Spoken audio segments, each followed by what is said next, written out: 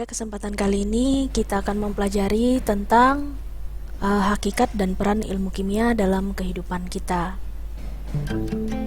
Pada video yang pertama ini kalian diminta untuk melihat foto-foto ya, seperti emas, kemudian ini rumah yang berwarna-warni, kemudian paku. Pertanyaannya, apa hubungannya dengan ilmu kimia? Tentu kita bertanya-tanya kan.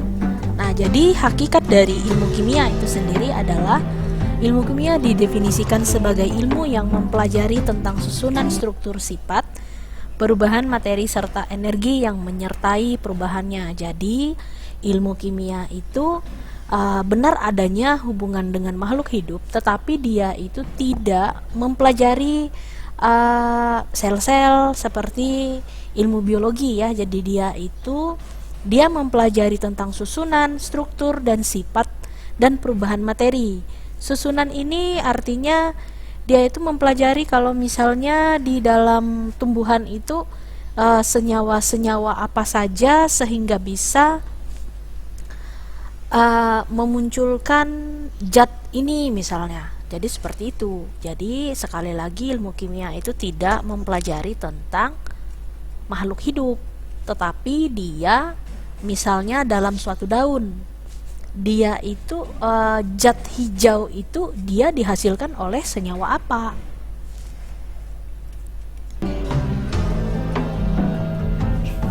Cabang ilmu kimia itu ada banyak ya. Ada kimia organik, ada kimia anorganik, ada biokimia, ada kimia analitik, kimia lingkungan, ya, kemudian kimia inti, kimia farmasi, kimia fisik, kimia pangan. Jadi ilmu kimia itu cabang-cabangnya banyak. Jadi untuk masing-masing dari ilmu kimia itu dia mempelajari apa? Kita lihat. Yang pertama itu adalah kimia organik.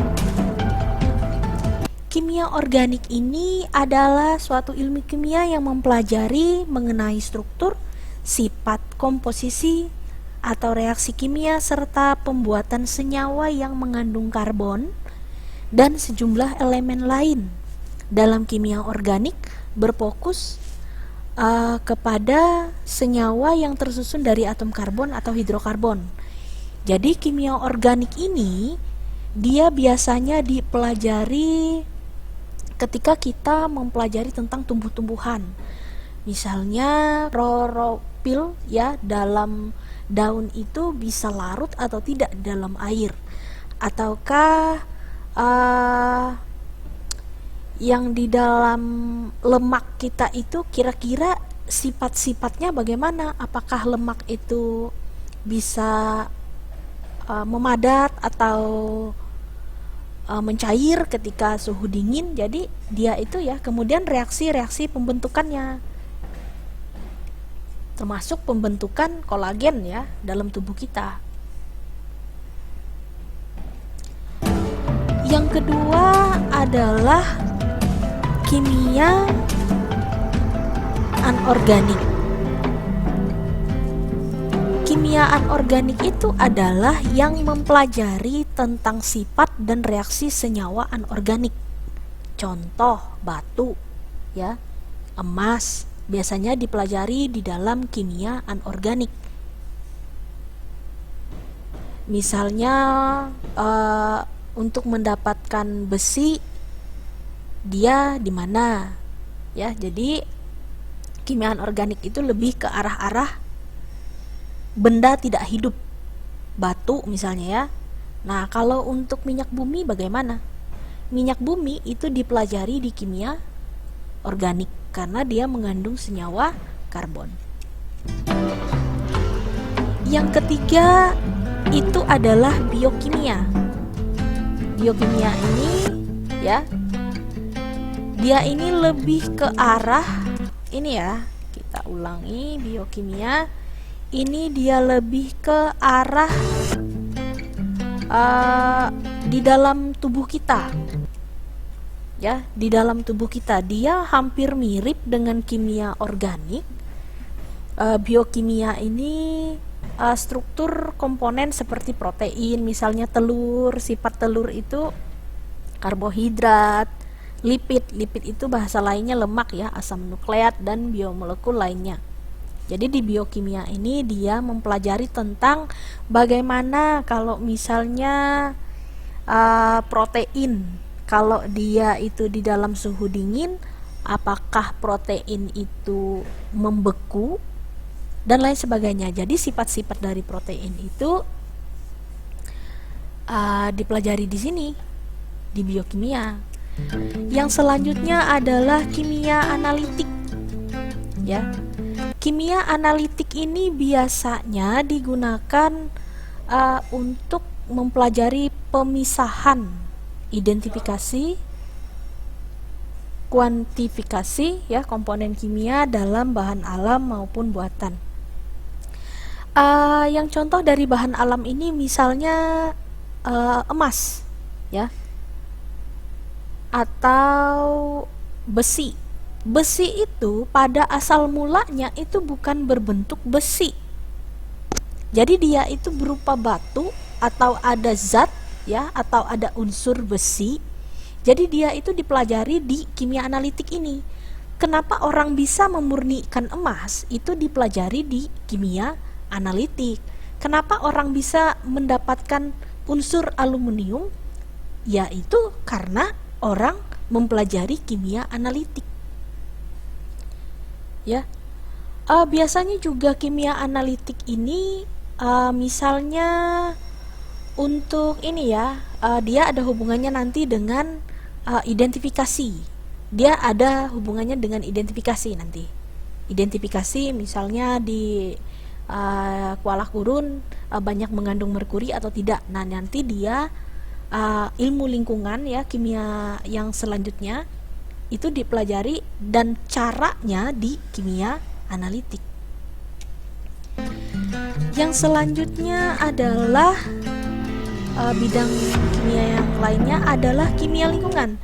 Nah, ini ada hubungannya cara untuk mengetahui suatu zat yang berbahaya tadi diketahui dari kimia analitik ya. Jadi kalau kimia lingkungan itu dia terfokus terhadap studi terhadap sumber reaksi, transport, efek atau nasib zat kimia di lingkungan udara. Contohnya gini, di dalam suatu kawasan pertambangan ternyata banyak terdapat lahan yang tidak subur. Nah, itu dipelajari di sini kimia lingkungan. Jadi kimia lingkungan itu melihat bagaimana efek-efek dari zat kimia, misalnya polusi udara dan apa lain sebagainya. Kira-kira yang membuat tanah tidak subur itu didapatkan dari apa? Zat apa yang terkandung di dalam situ? Kemudian ada nggak hubungannya dengan kesuburan tanah dan lain sebagainya? Ya, dia itu dipelajari di kimia lingkungan yang dibantu oleh untuk mengidentifikasinya menggunakan kimia analitik. Ya, kimia yang dipelajari selanjutnya adalah kimia inti ya, yang biasanya disebut dengan radiokimia. Ya, jadi ini ya proses nuklir atau sifat nuklir ini biasanya ya radioaktivitas. Nah, kalau untuk yang ini bom atom biasanya dipelajari di sini. Namun kimia inti ini juga mempelajari untuk mengetahui umur biasanya ya. Dia itu ada namanya waktu paruh ya. Jadi kalau untuk misalnya ditemukan fosil atau apa, untuk mengetahui suatu umur dari fosil itu menggunakan kimia inti ya. Yang selanjutnya ini adalah kimia farmasi ya. Oke, kimia farmasi ini namanya juga farmasi ya, sangat umum diketahui bahwa farmasi itu berhubungan dengan obat-obatan. Biasanya kimia farmasi ini ada di bidang kedokteran ya, sama dengan kimia inti tadi. Kalau untuk kimia inti, dia itu biasanya di sinar X ya. Kalau untuk kita rongsen segala macam, dia berada di situ. Kalau kimia farmasi, dia itu di bagian obat mengobatnya, obat-obatan. Nah, di biokimia tadi, ya, kalau kimia farmasi ini tentang obat-obatan buatan, nah kalau yang di biokimia tadi itu adalah obat-obatan yang berupa herbal, ya, zat apa misalnya, ya, dikombinasi-kombinasikan seperti itu. Nah, jadi kalau di kimia farmasi ini ya terlibat dalam desain atau sintesis obat potensial. Jadi sintesis ini adalah artinya membuat obat ya dengan segala efek sampingnya. Reaksinya, kalau misalnya ini obatnya bereaksi enggak terhadap ini. Nah, jadi pembelajaran terhadap keracunan obat atau keracunan makanan itu di kimia farmasi ini, mereka yang memahami bahwa apakah obat paracetamol misalnya dengan antalgin dengan kloram jika dicampur apakah bisa mengandung senyawa racun atau tidak. Jadi dipelajari di bagian kimia farmasi. Ya, misalnya dosis juga berhubungan dengan ini. Ketika umur seperti ini, misalnya dosisnya mau berapa. Jadi dipelajari di sini berapa gram yang harus ditambahkan untuk membuat suatu sirup misalnya. Jadi dia dipelajari di sini dan berbagai efek sampingnya. Apakah obat itu dicampur menghasilkan racun atau tidak. Jadi semuanya dilihat dari sini. Selanjutnya adalah kimia fisik ya. Kimia fisika dan kimia pangan. Kimia fisik ini biasanya ada hubungannya dengan radiokimia. Dia mempelajari tentang partikel dalam sistem atau proses kimianya, ya. Kemudian untuk kimia pangan, di sini komponen biologis dan non biologis bahan pangan. Substansi biologisnya misalnya produk daging, sayuran, produk susu dan sebagainya. Ilmu ini juga mengalami meliputi bagaimana suatu produk pangan mengalami perubahan akibat berbagai metode makanan. Nah, biasanya dalam kimia pangan ini ditemukan seperti pengawetan makanan ya. Biasanya dalam hal seperti itu. Ya. Misalnya ini jika diawetkan menggunakan garam misalnya ada hubungan tidak? Nah, jadi kenapa suatu daging itu bisa diawetkan dengan garam itu karena ada garam itu adalah senyawa kimia. Apabila senyawa kimia itu bercampur dengan daging misalnya, daging itu mengandung protein ya. Jadi ada namanya ikatan-ikatan peptida yang terlepas atau terkunci dan lain sebagainya. Kemudian juga kimia pangan ini biasanya digunakan untuk fermentasi misalnya, walaupun ada hubungannya dengan biologi ya. Kemudian ada juga dia itu hubungannya dengan bagaimana cara mengawetkan makanan misalnya dengan asap atau gimana. Jadi ada hubungannya dengan ini ya, untuk misalnya mengurangi kadar air, kemudian untuk pembuatan tahu dan lain sebagainya di sini tempatnya ya. Itulah kenapa misalnya membuat pentol dan lain sebagainya ya di kimia pangan. Kemudian juga kimia pangan ini biasanya juga berhubungan dengan ini ya, mengecek makanan itu sehat atau tidak ya. Kimia pangan ini biasanya disebut juga dengan kimia bahan makanan.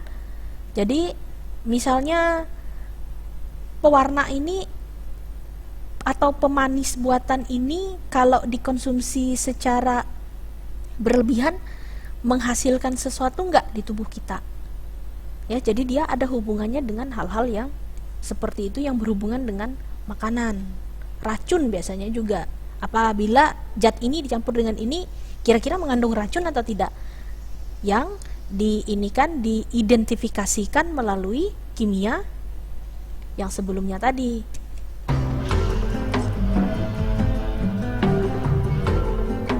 Kemudian kita bertanya-tanya dengan berbagai bidang cabang dari ilmu kimia tadi, apa sih manfaat kimia dalam kehidupan? Tentu dari penjelasan tentang cabang-cabang ilmu kimia tadi kita sudah tahu bahwa kimia itu sangat bermanfaat bagi kehidupan kita. Ya, jadi dalam berbagai bidang kimia itu banyak kegunaannya. Yang pertama, bidang kedokteran. Ya. Dalam bidang kedokteran ini, kimia berkontribusi. Jika tidak ada ilmu kimia, maka rongsen itu tidak bisa. Ya, kemudian juga tidak akan ada ditemukan obat-obatan jika tidak ada ilmu kimia. Kemudian juga yang gambar yang sebelumnya mungkin kalian sudah lihat di slide, bahwa gambar pertama itu adalah alkohol. Nah, pemurnian suatu alkohol itu didapatkan dari ilmu kimia. Zat di dalam alkohol itu yang untuk membunuh bakteri itu apa? Itu dipelajari dalam ilmu kimia. Dan kira-kira dalam bidang obat-obatan misalnya, jadi kesimpulannya, untuk bidang kedokteran tidak akan ada ditemukan obat jika kita tidak mempelajari ilmu kimia. Yang kedua adalah bidang pertanian. Kita tidak bisa membuat pupuk apabila tidak ada ilmu kimia. Contohnya di sini pupuk urea. Kemudian kita juga tidak bisa menemukan pestisida, ya, Roundup, kalau tidak ada ilmu kimia. Jadi Roundup itu adalah gabungan dari senyawa-senyawa, ya, atau zat-zat kimia yang dicampur menjadi satu. Bisa kalian lihat sendiri ya, komposisi dari Roundup itu apa. Kemudian bidang geologi.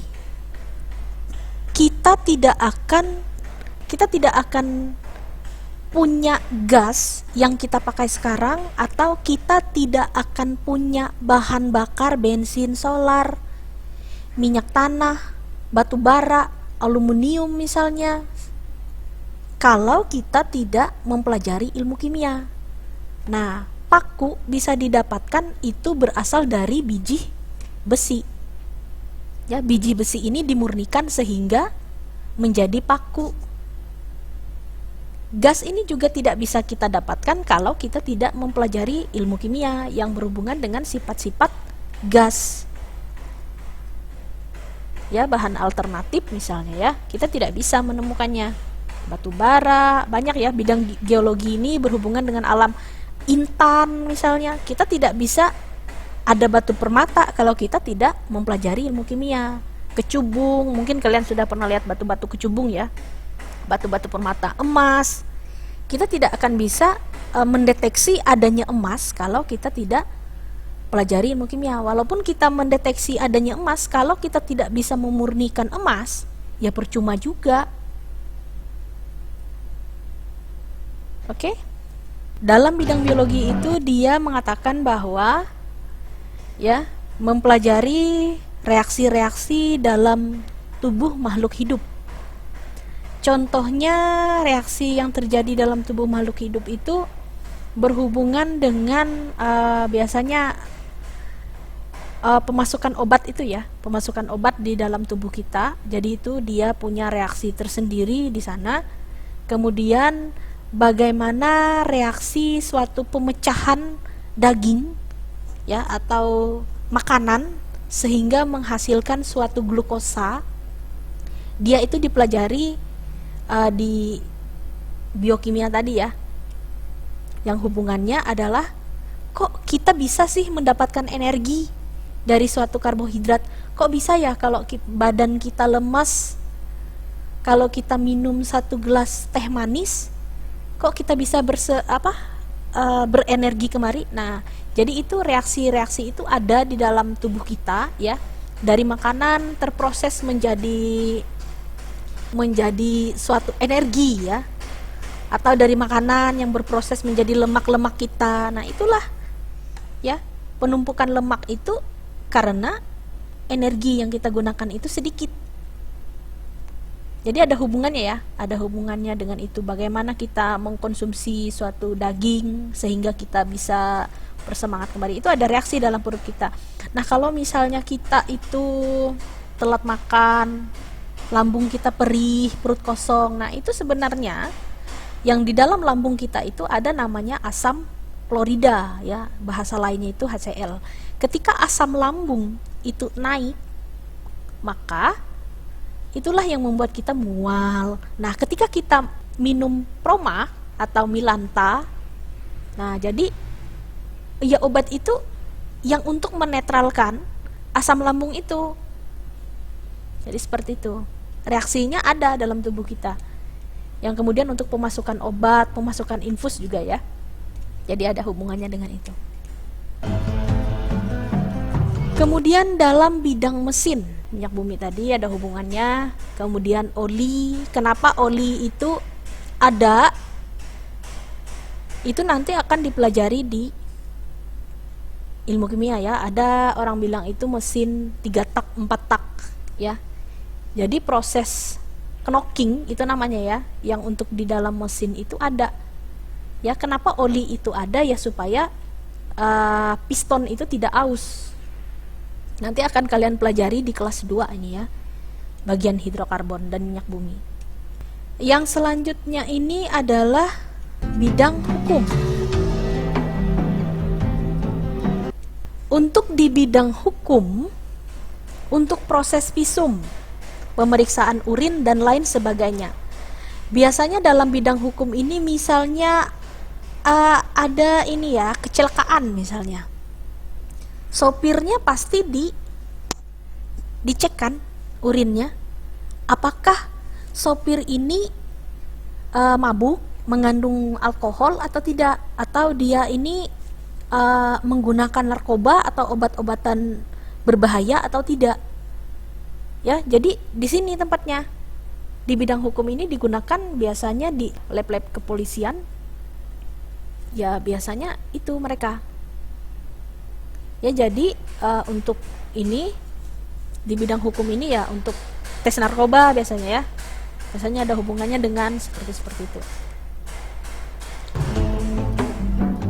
Kemudian di bidang teknik sipil, ya sebenarnya di bidang teknik sipil ini ada hubungannya dengan yang bidang yang pertama tadi ya, mesin. Nah, jadi hasil samping dari minyak bumi yang untuk menghasilkan gas, bensin, solar, minyak tanah, kemudian juga bahan baku minyaknya pesawat, ya, itu adalah aspal. Oli juga sama ya, dihasilkan dari satu kesatuan.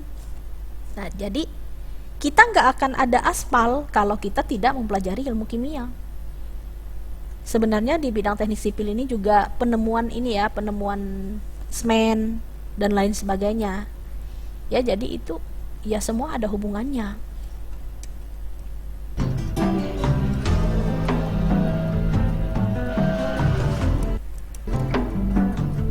Nah, demikianlah penjelasan tentang slide yang pertama. Ya, yang kita bagikan karena Ibu melihat masih banyak salah kaprah tentang ilmu kimia. Ya, terutama kalian masih terfokus dengan ilmu biologi ya. Kimia itu memang dekat sekali dengan biologi ketika kita mempelajari tentang organik ya atau biokimia. Tetapi pada prinsipnya hakikat ilmu kimia itu adalah mempelajari tentang zat-zat ya atau senyawa-senyawa atau struktur-struktur atau susunan. Misalnya protein itu kok bisa jadi protein itu gimana sih? Apa-apa sih yang ada di dalam suatu protein itu? Kemudian lemak itu kok bisa sih jadi lemak? Gula itu rasanya manis karena apa? Ya, jadi seperti itu. Ilmu kimia itu mempelajari hal-hal yang dasar ya atau basic dari suatu lemak misalnya. Apa sih yang bisa membuat jadi lemak? Nah, jadi seperti itu ya. Kalau untuk biologi ya mungkin dia prosesnya selnya apa yang ada di dalam sana, fungsinya ini apa ya. Jadi saling sangat berhubungan sekali antara kimia ini dengan ilmu-ilmu lain. Misalnya di motor tadi. Nah, itu kan ilmu kimia itu berteman ya atau berkolaborasi dengan ilmu fisika. Kenapa sih ilmu kimia itu atau bensin itu ada dan bisa bergerak. Itu kan berhubungan dengan ilmu fisika. Oke, demikianlah penjelasan yang bisa disampaikan. Semoga dengan adanya penjelasan ini kalian bisa memahami, dan selamat pagi.